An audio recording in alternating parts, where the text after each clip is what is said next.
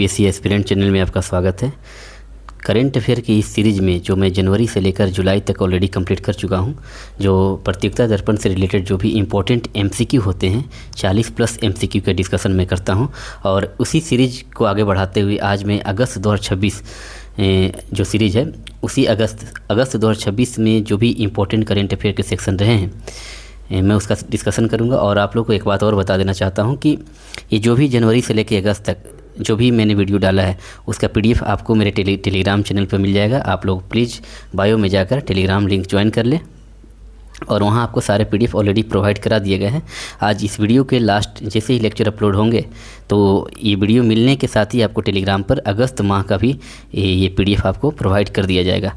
ठीक है, तो चलते हैं आज के लेक्चर में।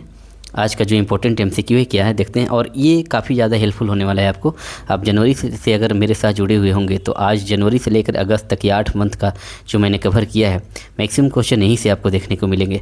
और आई होप कि आप इसको जब 1-2 बार देख कर रिविज़न करते हैं तो आपको एग्ज़ाम में काफ़ी ज़्यादा बेनिफिट होगा। तो स्टार्ट करते हैं। आज का पहला क्वेश्चन क्या है हम लोग का कि निम्नलिखित में से किस हवाई अड्डे पर भारत की पहली स्काई कास्ट प्रणाली स्थापित की गई है।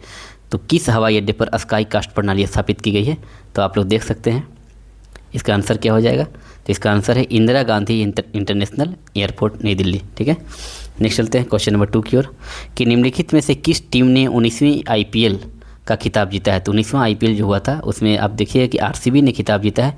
किसको हराकर, तो गुजरात टाइटंस को हराकर। कितने विकेट से, 5 विकेट से आरसीबी जीता है। किसको हराकर, गुजरात टाइटंस को हराकर 5 विकेट से। नेक्स्ट चलते हैं क्वेश्चन नंबर 3 क्या कहता है कि इंडियन प्रीमियर लीग के 19वीं सत्र 2024-26 में राजस्थान रॉयल्स की टीम के सलामी बल्लेबाज वैभव सूर्यवंशी ने निम्नलिखित में से कौन से पुरस्कार जीते हैं। वैभव सूर्यवंशी काफ़ी ज़्यादा चर्चा में रहे हैं, तो आपको वैभव सूर्यवंशी से क्वेश्चन जरूर देखने को मिल सकते हैं क्योंकि ये बिहार के समस्तीपुर के रहने वाले हैं। आप लोग इनका डिस्ट्रिक्ट भी याद रखेंगे, हो सकता है डिस्ट्रिक्ट ही पूछ दिया जाए। तो कहाँ के रहने वाले हैं, तो समस्तीपुर के रहने वाले हैं। और इनको कौन आईपीएल का जो 19वां संस्करण हुआ था उनमें कौन सा अवार्ड इनको मिला है, तो ध्यान से देखिए 19वीं सत्र का सबसे मूल्यवान खिलाड़ी इनको का अवार्ड दिया गया है। ऑरेंज कप सबसे ज़्यादा रन 776 रन के पारी खेले हैं तो इनको ऑरेंज कप का भी अवार्ड मिला है। सत्र का सुपर स्ट्राइक रेट क्या रहा है इनका 237.30 इनका भी अवार्ड मिला है। और सत्र में सर्वाधिक छक्के लगाने का पुरस्कार भी वैभव सूर्यवंशी को प्राप्त हुआ है। कितने छक्के, तो 72 छक्के लगाने का रिकॉर्ड। तो अब देखिए कि चारों के चारों अवार्ड जो है पाने वाले कौन है, वैभव सूर्यवंशी जो बिहार के समस्तीपुर के रहने वाले हैं। आप लोग इसको याद कर लीजिएगा। नेक्स्ट चलते हैं हम लोग। हाँ, इसकी एज क्या है, जब ये आईपीएल खेल रहे थे उनकी एज कितनी थी, तो 15 वर्ष 65 दिन की है। जो कि देखा जाए तो ये सचिन तेंदुलकर के भी ये काफ़ी मतलब उनसे आगे कम एज में इतना अच्छा स्कोर करने वाले, इतने अच्छे मतलब यूँ कहा जाए कि इतने अच्छे इतने अच्छे क्रिकेटर के तौर पर उभरे हुए हैं वैभव सूर्यवंशी। नेक्स्ट चलते हैं क्वेश्चन नंबर 4 कि निम्नलिखित में से किसे भारत का नया चीफ ऑफ डिफेंस स्टाफ नियुक्त किया गया है। तो नया चीफ ऑफ डिफेंस स्टाफ जो है जनरल NS राजा सुब्रमण्यम को क्या किया गया है, नियुक्त किया गया है। नेक्स्ट चलते हैं क्वेश्चन नंबर 5 की ओर कि निम्नलिखित में से किसे भारतीय नौसेना का प्रमुख नियुक्त किया गया है। तो भारतीय नौसेना के जो प्रमुख नियुक्त 27वें नंबर के कौन बने हैं, तो कृष्णा स्वामीनाथन। ये जो भी है कि फैक्ट है आपको डायरेक्ट एग्जाम में इस तरह से पूछे जाते हैं और एग्जाम में पूछे भी जाएंगे। आप लोग इसको 2 से 3 बार पढ़कर जरूर रिवाइज करें। नेक्स्ट चलते हैं हम लोग क्वेश्चन नंबर 6 की ओर कि निम्नलिखित में से किस कंपनी ने फीफा के मैचों के प्रसारण अधिकार प्राप्त करने संबंधी 8 वर्षीय करार दिया है। तो ये है आपका जी एंटरटेनमेंट एंटरप्राइजेज लिमिटेड। नेक्स्ट है हम लोग का कि 12वां अंतर्राष्ट्रीय योग दिवस जो 21 जून 2026 को मनाया गया, इसकी थीम निम्नलिखित में से कौन सी थी। तो आप लोग को पता होगा कि 12वां अंतर्राष्ट्रीय योग दिवस जो मनाया गया है कहाँ मनाया गया है, तो ये कोलकाता में मनाया गया है। और इसकी थीम क्या है, तो yoga for healthy ageing. Option क्या हो जाएगा, सी, योगा फॉर हेल्दी एजिंग। ठीक है, नेक्स्ट चलते हैं कि भारत की 100वीं रामसर जो साइट रही रामसर नमभूमि निम्नलिखित में से कौन सी घोषित की गई है। तो भारत की जो 100वीं रामसर साइट घोषित की गई वो है जयप्रकाश नारायण पक्षी अभयारण्य। कहाँ है, तो यूपी के बरेली में सूरताल भी इसको बोला जाता है। ये कहाँ है, तो बरेली यूपी। आप लोग याद रखेंगे, ये नाम पूछा जा सकता है। और यह जो है सुरहताल जैसे ही रामसर असर घोषित किया गया तो ये यूपी में टोटल कितने हो गए रामसर साइट, यूपी में टोटल हो गए हैं 13। तो यूपी का 13वां ये रामसर साइट है। और देखा जाए तो भारत में कुल कितने नंबर के कितने रामसर साइट हो चुके हैं तो 100 रामसर साइट हो चुके हैं। और इसी तरह के बिहार में पूछा जाए तो आप लोग ये भी याद रखेंगे कि बिहार में कितने हैं, तो बिहार में टोटल जो रामसर साइट हो गए हैं वो 6 हो गए हैं। ठीक है, मैं बिहार स्पेशल का जो करेंट अफेयर वीडियो अपलोड कर रहा हूँ उसमें ये सारे आपको देखने को मिल जाएंगे। नेक्स्ट है कि विश्व योगासन चैंपियनशिप, ध्यान से देखिए, ये विश्व योगासन स्पोर्ट्स चैंपियनशिप जो है ये कहाँ आयोजित हुआ है, तो अहमदाबाद में। विश्व योगासन स्पोर्ट्स चैंपियनशिप कहाँ आयोजित हुआ है, तो अहमदाबाद में। कब हुआ था ये, तो 4 जून 2026 को। इसमें अगर एक की पॉइंट आप नोट कीजिएगा कि वर्ल्ड योगासन स्पोर्ट्स चैंपियनशिप अहमदाबाद में तो हुआ है। इसमें टॉप कौन किया है, तो भारत। कितने मेडल के साथ, 114 मेडल के साथ, जिसमें गोल्ड 102, सिल्वर 9 और ब्रोंज 3, टोटल 114 मेडल के साथ भारत टॉप पर है। क्वेश्चन नंबर 10 की ओर चलते हैं कि निम्नलिखित में से किस देश ने दक्षिण एशिया फुटबॉल फेडरेशन यानी कि SAFF south Asia football federation की महिलाओं की चैंपियनशिप 2026 जीती है। तो महिला में जो है कौन जीते हैं, भारत किसको हराकर, बांग्लादेश को हराकर। आप लोग इसको याद रखेंगे कि SAF south Asian football federation की महिला की जो चैंपियनशिप है उसमें कौन जीते हैं, भारत जीता है, किसको हराकर, बांग्लादेश को हराकर। नेक्स्ट चलते हैं क्वेश्चन नंबर 11 की ओर कि भारत का ऐसा 36वां राज्य या केंद्र शासित प्रदेश कौन सा है जिसमें केंद्र प्रायोजित योजना आयुष्मान भारत प्रधानमंत्री जन आरोग्य योजना को लागू करना प्रारंभ करने का निर्णय लिया है। यूँ कहें कि जब तक वेस्ट बंगाल में बीजेपी की सरकार नहीं थी, जब तक ममता बनर्जी जी की थी, तब तक वे उस राज्य में आयुष्मान भारत जन आरोग्य योजना स्कीम लागू नहीं हुई थी। लेकिन जैसे ही बीजेपी की सरकार बनती है तो उस राज्य में भी जो एक बचा हुआ राज्य था, टोटल 35 से कवर हो चुका था, तो 36वां राज्य के रूप में आयुष्मान भारत जन आरोग्य योजना को लागू करा दिया गया है। कहाँ, तो पश्चिम बंगाल में, क्योंकि वहाँ बीजेपी की सरकार गठित हो गई है। और हाँ, एक बात और मैं आपको बता देना चाहता हूँ कि कल मैंने विधानसभा चुनाव से रिलेटेड जो सेक्शनल करेंट अफेयर का पार्ट है उसमें मैंने डिस्कशन किया है, आप उसको ज़रूर देखें। वहाँ से एक क्वेश्चन ज़रूर देखने को मिलेंगे कि 5 ये स्टेट यूटी में जो इलेक्शन हुए उसमें कौन पार्टी जीता है, कितना विधानसभा की सीटें हैं, कितने चरण में चुनाव हुए, कब चुनाव हुए, सारा डेट आपको याद रखना है। बीपीएससी डेट पर ज़्यादा खेलता है। ठीक है, नेक्स्ट क्वेश्चन नंबर 12 क्या कहता है कि निम्नलिखित में से किस देश ने पुरुष अंडर 18 हॉकी एशिया कप 2026 का खिताब जीता है, तो पुरुष अंडर 18 हॉकी एशिया कप का खिताब किसने जीता है, भारत जीता है, किसको हराकर, जापान को हराकर। ये कहाँ हुआ था, तो ये आप लोग याद रखेंगे, ये हुआ जापान के कामीगाहरा में, जापान के कामीगाहरा में हुआ था, जिसमें भारत जापान को ही हरा दिया इसमें। नेक्स्ट चलते हैं, भारत की 18 वर्ष से कम आयु की महिलाओं की हॉकी टीम ने अंडर 18 एशिया कप 2026 में कौन सा मेडल जीता है। अगर महिलाओं की कैटेगरी में देखा जाए, वो तो पुरुष के कैटेगरी में था ना, देखिए यहाँ पर ये पुरुष कैटेगरी में था। अगर महिलाओं की कैटेगरी में देखा जाए तो यहाँ पर महिला को कौन सा मेडल प्राप्त हुआ है, तो कांस्य पदक प्राप्त हुआ है। किसको हराने के बाद, तो दक्षिण कोरिया को हराकर। देखा जाए तो महिलाओं की जो हॉकी एशिया कप हुआ उसमें महिला को कौन सा मेडल मिला है, तो कांस्य पदक। ये किसको हराकर, तो दक्षिण कोरिया को हराकर। ठीक है, नेक्स्ट चलते हैं हम लोग। क्वेश्चन नंबर 14 क्या कह रहा है कि भारतीय सेना के किस यकीन अधिकारियों को संयुक्त राष्ट्र के प्रतिष्ठित military gender advocate of the year का अवार्ड मिला है। तो देखिए, military gender advocate of the year, अगर यहाँ 20 अगर मेंशन रहता है, ईयर मेंशन रहता है तो हम लोग सिर्फ एक को टिक करते हैं, लेकिन यहाँ मेंशन नहीं, ईयर मेंशन नहीं किया गया। इसका मतलब ये कहा जा सकता है कि military gender advocate of the year का अवार्ड किन किन को इसमें दिया गया है। तो आप देख सकते हैं कि मेजर अभिलाषा बराक को 2025 में दिया गया है, मेजर सुमन गवाली को 2019 में दिया गया था और मेजर राधिका सेन को 2023 में दिया गया। यानी कि तीनों के तीनों जो पर्सन हैं उन तीनों को military gender advocate of the year का अवार्ड दिया गया है। तो आंसर क्या हो जाएगा हम लोग को यहाँ पर 1 2 3 तीनों हो जाएंगे। नेक्स्ट चलते हैं, नेशनल फैमिली हेल्थ सर्वे काफ़ी ज़्यादा इंपॉर्टेंट है, आप लोग याद रखेंगे। मैंने इस पर सेपरेट वीडियो भी बना चुका हूँ, आप लोग वहाँ जाकर देख सकते हैं। नेशनल फैमिली हेल्थ सर्वे, फिर से लिखता हूँ, नेशनल फैमिली हेल्थ सर्वे 5 और इसका comparison national family health survey 6। तो 6 का कंपैरिजन करना है 5 से, और ये डेटा बहुत ही ज़्यादा इंपॉर्टेंट है। 72वीं बीपीएससी पीटी में यहाँ से क्वेश्चन देखने को आपको जरूर मिलेंगे। तो मैं यहाँ पर कोशिश किया गया है कि 3 से 4 क्वेश्चन आपको नेशनल फैमिली हेल्थ सर्वे का दिख ही जाएगा। ठीक है, तो चलिए स्टार्ट करते हैं। क्वेश्चन नंबर 15 क्या है हम लोग का कि निम्नलिखित में से किस राज्य में राष्ट्रीय परिवार स्वास्थ्य कार्यक्रम NFHS 5 2019-21 का जो रिपोर्ट था उसकी तुलना में राष्ट्रीय परिवार स्वास्थ्य कार्यक्रम NFHS 6 2023-24 में कुल प्रजनन दर में वृद्धि हुई है। किस राज्य में वृद्धि हुई है, तो आप लोग देखेंगे यहाँ पर कि तेलंगाना में वृद्धि हुई है, आंध्र प्रदेश में और कर्नाटका में। ठीक है, केरला में देखा जाए तो कांस्टेंट बना हुआ है। केरला में नेशनल फैमिली हेल्थ सर्वे के अकॉर्डिंग 5 के अकॉर्डिंग 1/1.8 ही थी, और अभी नेशनल फैमिली हेल्थ सर्वे 6 के अकॉर्डिंग भी 1.8 ही है। ये कांस्टेंट बना हुआ है। इसका मतलब केरला को हटा दिया जाए तो ऑप्शन क्या हो जाएंगे यहाँ पर, ये 1 2 3 हो जाएंगे। आप लोग याद रखें कि केरला कांस्टेंट बना हुआ है, कैसे केरला कैसे कांस्टेंट बना हुआ है। नेक्स्ट है कि नेशनल फैमिली हेल्थ सर्वे 6 के संदर्भ में ये सूची का मिलान करना है आपको कि कौन किसका प्रजनन दर कितना है। तो ये आपको पूरा का पूरा रिपोर्ट याद रखना है कि किसका प्रजनन दर कितना रहा है। तो ध्यान से देखिएगा कि उत्तर प्रदेश, बिहार, सिक्किम और केरला, अभी मैंने बताया कि केरला का कांस्टेंट बना हुआ है 1.8, तो केरला का 1.8 डायरेक्ट मार्क कीजिए, यानी कि डी का 2। तो डी का 2 देखिए, डी का 2 यहाँ है और डी का 2 कहीं दिख रहा है ये, तो ई और डी में, तो डी का 2 तो हो गया। उसके बाद देखिए कि बिहार का है, जो बिहार का जो मैं करेंट अफेयर बताया हूँ वहाँ भी मैं ये बात आपको बताया है कि बिहार में जो टोटल फर्टिलिटी रेट है वो कितना रहा है, तो 2.7।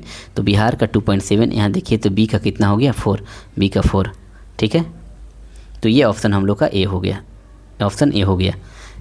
तो ये आपको याद रखना है कि बिहार का टोटल फर्टिलिटी रेट कितना है 2.7, यूपी का कितना है 2.2, सिक्किम का 1.0 और केरला का जो कांस्टेंट बना हुआ है 1.8। ये चारों के चारों डेटा आप याद रखेंगे। हो सकता है 2 कॉपी यही क्वेश्चन उठाकर आपको एग्जाम में भी देखने को मिल जाए। नेक्स्ट चलते हैं हम लोग। क्वेश्चन नंबर 17 क्या कहता है कि राष्ट्रीय परिवार हेल्थ सर्वेक्षण 6 के अनुसार कुल प्रजनन दर सबसे कम किस राज्य में रही है। तो सबसे कम जो रही है आप देखिएगा, तो सिक्किम में सबसे कम देखने को मिला है, केरला में तो 1.8 अभी देखिए हम लोग, त्रिपुरा में 1.7 और कर्नाटका में 1.8। तो केरला कर्नाटक में 1.8 है, लेकिन सबसे कम देखा जाए तो सबसे कम जो रहा है किसका रहा है, तो सिक्किम का रहा है। सबसे कम प्रजनन दर किसका रहा है, सिक्किम का, ठीक है। नेक्स्ट चलते हैं हम लोग कि चारू पांडे निम्नलिखित में से किस कारण से समाचार की सुर्खियों में रही है।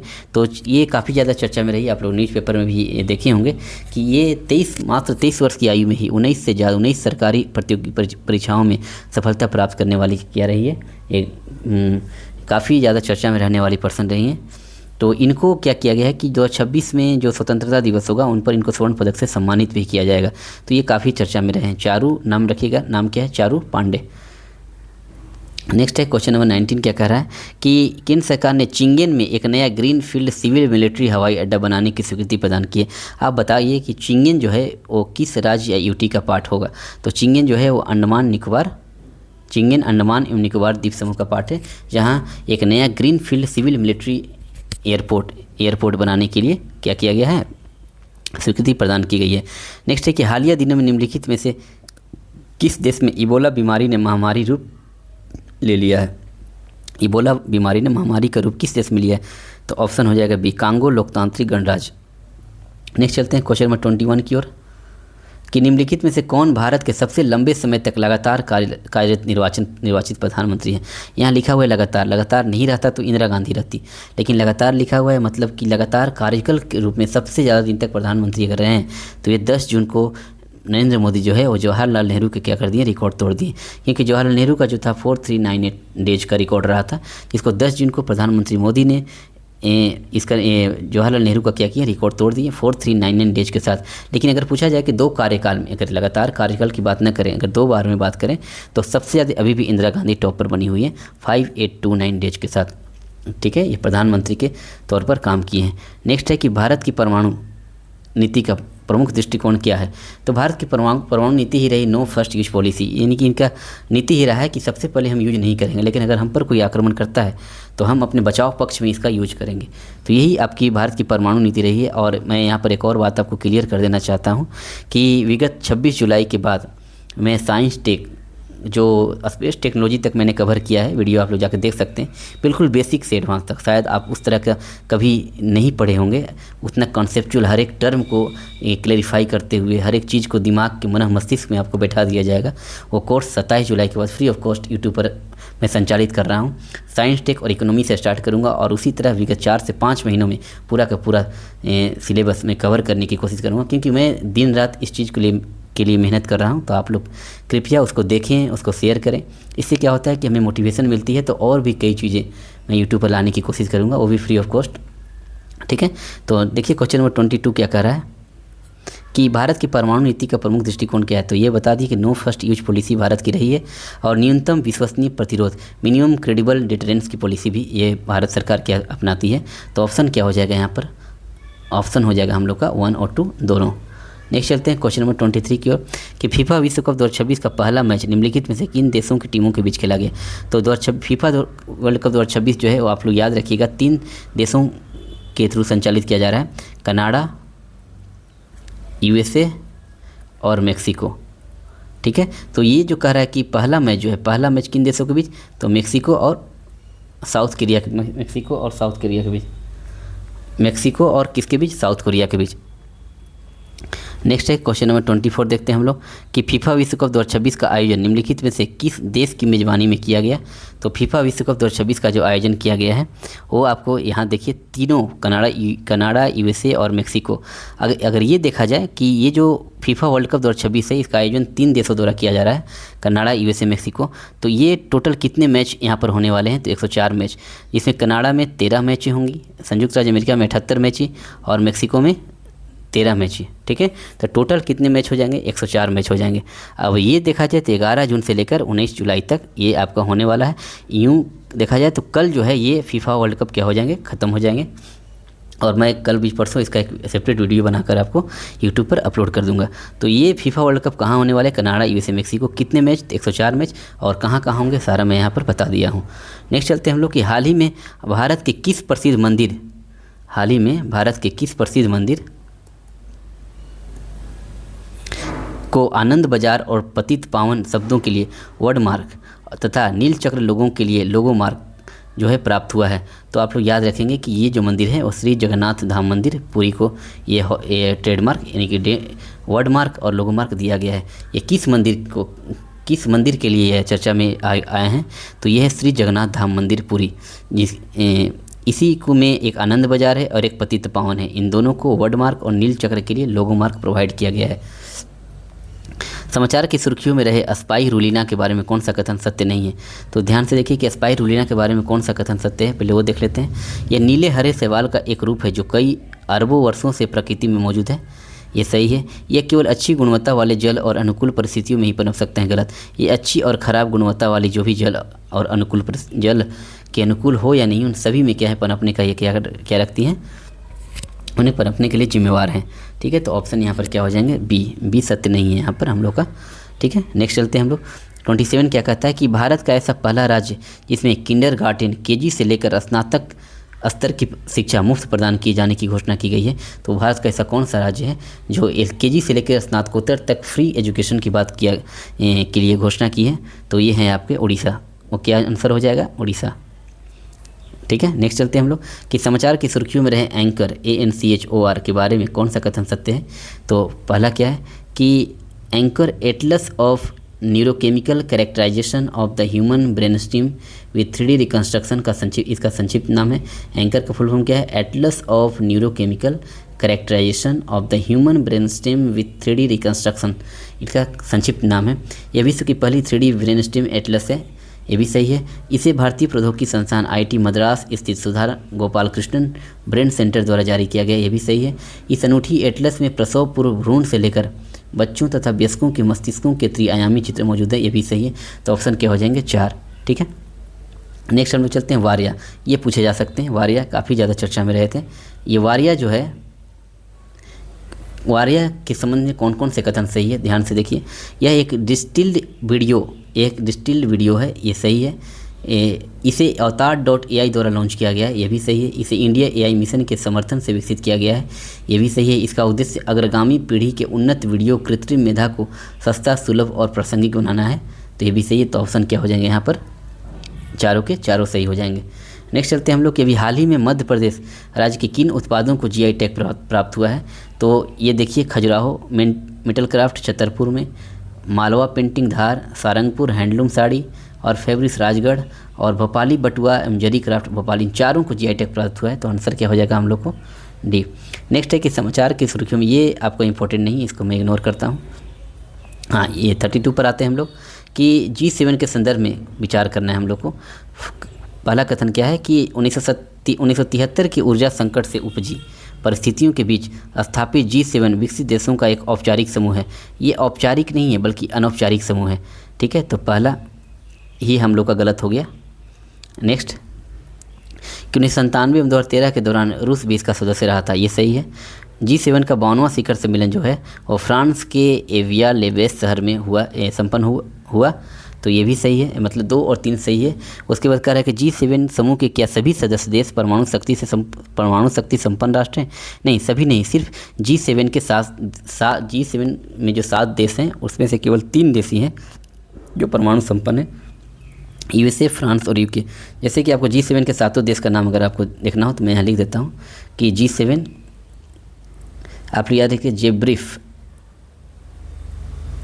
जेब्रिफ को क्या पसंद है? सूजी पसंद है, सूजी पसंद है, बस इतने हैं। जेब्रिफ मान लीजिए किसी लड़की का नाम है, जेब्रिफ को क्या पसंद है? सूजी पसंद है। तो देखिए इसका क्या हो जाएगा, Germany, Britain, France. Germany, Britain, France, Canada, USA, Japan, Italy. ठीक है, Germany, Britain, France, Canada, USA, Japan, Italy. ठीक है, ये 7 देश हैं। इसमें 7 देशों में देखा जाए तो सिर्फ 3 देश ही ऐसे हैं जो कि परमाणु शक्ति संपन्न राष्ट्र हैं। कौन कौन? अमेरिका, फ्रांस और UK। अमेरिका, फ्रांस और UK। USA, UK और फ्रांस, ये 3 जो है परमाणु संपन्न है। ठीक है, नेक्स्ट क्वेश्चन नंबर 33 की ओर देखते हैं हम लोग कि टेलीग्राम ऐप के संदर्भ में कौन सा कथन सही है? तो कह रहा है कि पहला कथन क्या कहता है कि नीट परीक्षा, पहला कथन क्या है कि नीट पुनः परीक्षा 2026 में ऑनलाइन गड़बड़ी को रोकने के लिए शिक्षा मंत्रालय द्वारा टेलीग्राम ऐप पर 22 जून 2026 तक क्या कर दिया गया? प्रतिबंध लगा दिया गया। तो शिक्षा मंत्रालय द्वारा नहीं लगाया गया बल्कि इलेक्ट्रॉनिक्स एंड सूचना प्रौद्योगिकी मंत्रालय द्वारा लगाया गया है। इलेक्ट्रॉनिक्स एंड सूचना प्रौद्योगिकी मंत्रालय द्वारा लगाया गया है, मतलब पहला क्या है? गलत, पहला गलत है। बाकी नेक्स्ट चलते हैं हम लोग कि टेलीग्राम पर ऐप पर प्रतिबंध सूचना प्रौद्योगिकी अधिनियम, देखिए यहाँ लिखा हुआ है कि इस पर प्रतिबंध सूचना प्रौद्योगिकी अधिनियम की धारा 69A के प्रावधानों के तहत लगाए गए हैं, ये सही है। और सूचना प्रौद्योगिकी अधिनियम की धारा 79(3)B के प्रावधानों के तहत गृह मंत्रालय के सहयोग पोर्टल के माध्यम से ऑनलाइन प्लेटफॉर्म पर प्रतिबंध लगाए जा सकते हैं, तो ये भी सही है। तो ऑप्शन क्या हो जाएंगे हम लोग को? 2 और 3। नेक्स्ट चलते हैं हम लोग क्वेश्चन नंबर 34 की ओर कि निम्नलिखित में से किसके लिए साइबर सुरक्षा घटनाओं की सूचना CERT इनको देना विधिक रूप से अनिवार्य है? तो साइबर सुरक्षा की घटना अगर होती है तो उसकी सूचना कौन कौन जो है इनकी सूचना CERT इनको देगा? तो ये हर एक सेवा प्रदाताओं को ये दिया गया है कि वो सूचना जो है साइबर सुरक्षा से संबंधित सूचना वो CERT.in को उपलब्ध कराएं। सभी सरकारी संगठनों को ये बोला गया है, डेटा केंद्रों को बोला गया है और कॉरपोरेट निकायों को भी बोला गया, सभी को बोला गया है कि ये अपनी साइबर सिक्योरिटी संबंधी जो भी घटनाएँ होती है तो उसकी सूचना जो है वो CERT.in को दे। तो ऑप्शन क्या हो जाएंगे? ऑप्शन हो जाएगा यहाँ पर D। नेक्स्ट है, ये खास इंपॉर्टेंट नहीं है आपको। अब आते हैं हम लोग यहाँ पर 37 कि विशेष गहन मतदाता सूची पुनरीक्षण SIR के संदर्भ में उच्चतम न्यायालय द्वारा सुनाए गए हालिया निर्णय के संदर्भ में कौन सा कथन सही है? तो इसमें देख, पहला क्या बोला गया है? पहला बोला गया है क्या कि गहन मतदाता सूची पुनरीक्षण प्रक्रिया जन प्रतिनिधित्व अधिनियम 1950 या निर्वाचक पंजीकरण नियम 1960 का स्थान ले सकती है? नहीं, ये पहला ही गलत है, क्योंकि ये जो SIR जो है विशेष गहन मतदाता सूची पुनरीक्षण, ये 1950 के नियमावली का स्थान नहीं लेगी, बल्कि आर्टिकल 324 के तहत ये किनको उत्तरदायित्व ठहराया गया है? इसके लिए तो निर्वाचन आयोग को ठहराया गया, मतलब निर्वाचन आयोग ही आर्टिकल 324 के तहत ये SIR का जो डेटा है पब्लिश करती है। अब यहाँ क्या कर रहा है सेकेंड की विशेष गहन मतदाता सूची पुनरीक्षण प्रक्रिया संविधान के आर्टिकल 324 के तहत भारत निर्वाचन आयोग को अपने उत्तरदायित्वों को लागू करने का एक माध्यम है, ये सही है। नेक्स्ट है कि आर्टिकल 324 भारत निर्वाचन आयोग को प्राप्त सतत शक्ति का स्रोत है, ये भी सही है। तो ऑप्शन हो जाएंगे 2 और 3। नेक्स्ट क्या कर रहा है कि अनुसूचित जाति और अनुसूचित जनजाति आरक्षण में क्रीमी लेयर के संदर्भ में कौन सा कथन सही है? तो फर्स्ट क्या कर रहा है कि उच्चतम न्यायालय में अनुसूचित जाति और अनुसूचित जनजाति में आरक्षण में क्रीमी लेयर के निर्धारण से संबंधित याचिकाएं दायर की गई है, सही है। वर्तमान में आरक्षण में क्रीमी लेयर का सिद्धांत केवल अन्य पिछड़ा वर्ग पर लागू होता है, जबकि SC ST पर सिद्धांत लागू नहीं होता है, ये भी सही है। देवेंद्र सिंह 2024 वाद में उच्चतम न्यायालय ने राज्यों को अनुसूचित जातियों के भीतर भी उप वर्गीकरण करने की अनुमति की थी, ये भी सही है।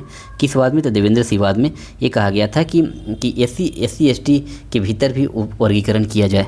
अब अनुसूचित जातियों अनुसूचित जातियों में आरक्षित वर्गों में उपवर्गीकरण से तात्पर्य इस वर्ग में सर्वाधिक वंचित समूहों को प्राथमिकता देने से है। उपवर्गीकरण जो एकदम वंचित है उसको भी और पिछड़ा वर्ग में इसके अंदर सब कैटेगराइज कर दिया जाए, तो इसका मतलब ये क्या हो गया, 1 2 3 4 चारों के चारों सही हो जाएंगे। नेक्स्ट चलते हैं कि कुल प्रजनन दर के संदर्भ में कौन सा कथन, उस पर विचार कीजिए। तो पहला क्या कह रहा है कि 2.1 कुल प्रजनन दर को प्रतिस्थापन दर माना जाता है, ये सही है। SRS 2024 के आंकड़ों के अनुसार भारत में कुल प्रजनन दर घटकर कितना हो गया है, 1.9। याद रखिएगा, कुल प्रजनन दर घटकर कितना हो गया, 1.9। अब नेक्स्ट क्या कह रहा है कि देश में सबसे कम प्रजनन दर केरलम में दर्ज किया गया। नहीं, केरलम में तो 1.8 है, सबसे कम कहाँ है, सबसे कम दिल्ली में दर्ज किया गया है। कितना, सबसे कम प्रजनन दर दर्ज किया गया दिल्ली में 1.2। और नेक्स्ट कह रहा है कि 2024 में सर्वाधिक प्रजनन दर किस में था, पश्चिम बंगाल में नहीं, सबसे ज़्यादा प्रजनन दर बिहार में है। सबसे ज़्यादा प्रजनन दर कहाँ है, बिहार में 2.9। ठीक है, SRS रिपोर्ट 2024 के आंकड़े बताते हैं कि बिहार में 2.9 और दिल्ली में 1.2, सबसे कम दिल्ली में और बिहार में सबसे ज़्यादा। नेक्स्ट है कि देश में समान नागरिक संहिता कानून और विधेयक पारित करने वाला राज्य कौन सा है। तो आप लोग जानते हैं कि ये पहला उत्तराखंड था, दूसरा गुजरात और तीसरा असम। आंसर क्या हो जाएगा, 1 2 3, तीनों के तीनों हो जाएंगे आपको यहाँ पर। ठीक है, सबसे पहले गुजरात, देन उत्तराखंड, देन गुजरात और देन असम। ऑप्शन क्या हो जाएंगे, तीनों के तीनों हो जाएंगे। तो चलिए, ये आज का जो अगस्त 2026 के जो इम्पोर्टेंट करेंट अफेयर्स से रिलेटेड जो MCQ थे, मैंने उसको कवर करने का कोशिश किया है। और आप लोग जितने भी पीछे के हैं उस सबको रिवाइज करते चलें। ठीक है, तो मिलते हैं नेक्स्ट वीडियो में। धन्यवाद।